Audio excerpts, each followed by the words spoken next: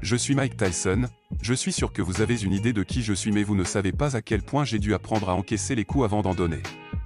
Alors laissez-moi vous raconter mon histoire. Mon histoire débute dans les rues rugueuses de Brooklyn, où mes parents, Jimmy Kirkpatrick et Lorna Tyson, se sont rencontrés dans les années 1960.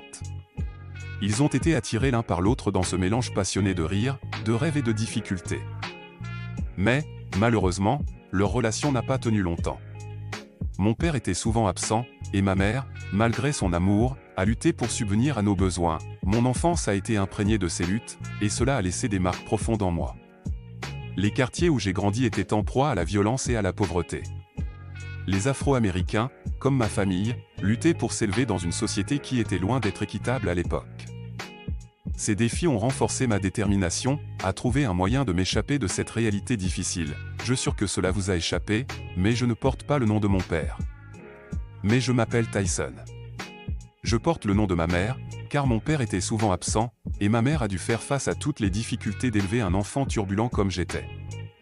La boxe est devenue ma bouée de sauvetage. À l'âge de 12 ans, j'ai commencé à m'entraîner dans un club local. C'était ma façon de faire face à la colère et à la douleur que je ressentais. J'ai découvert que j'avais un talent naturel pour la boxe, et j'ai commencé à me battre sur les rings amateurs. À 13 ans, en raison de mes troubles de comportement et infractions, j'ai été envoyé dans un centre de détention pour jeunes délinquants appelé Tryon School for Boys à Johnston. Encore un coup dur.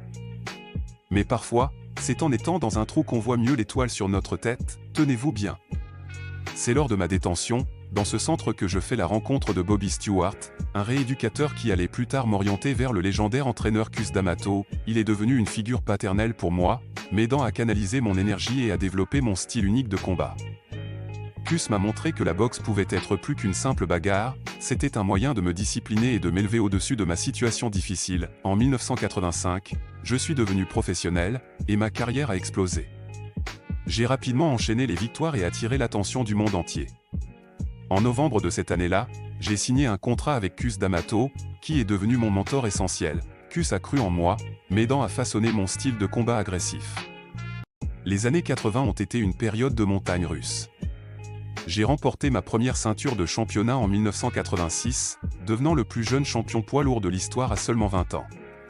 J'ai continué à défendre mon titre avec succès, mais les problèmes personnels me tourmentaient. En 1988, j'ai perdu ma mère, un événement qui a profondément affecté ma vie. Les années 90 ont apporté plus de succès sur le ring, mais aussi des problèmes en dehors. Mon temps derrière les barreaux a été difficile, mais cela m'a aussi donné le temps de réfléchir et de grandir. J'ai été libéré en 1995 et j'ai recommencé à me battre. En 1996, j'ai remporté la ceinture de champion poids lourd de la WBA, mais en 1997, lors d'un combat revanche contre Evander Holyfield, j'ai été disqualifié pour avoir mordu son oreille.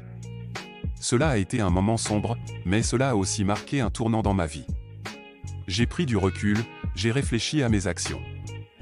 Depuis lors, ma vie a été marquée par des hauts et des bas. J'ai eu des problèmes personnels et financiers, mais j'ai aussi trouvé la force de me relever. J'ai travaillé sur moi-même, j'ai trouvé des moyens de gérer ma colère et mes démons intérieurs. Aujourd'hui, je suis bien plus qu'un champion de boxe. Je suis un exemple vivant de résilience, de transformation et de rédemption. Mon histoire continue d'inspirer ceux qui l'entendent, montrant que même face aux défis les plus grands, on peut toujours se relever et devenir la meilleure version de soi-même. Tout comme d'autres personnes avant moi, j'ai dû affronter mes propres démons. Toi aussi n'arrête jamais de te battre.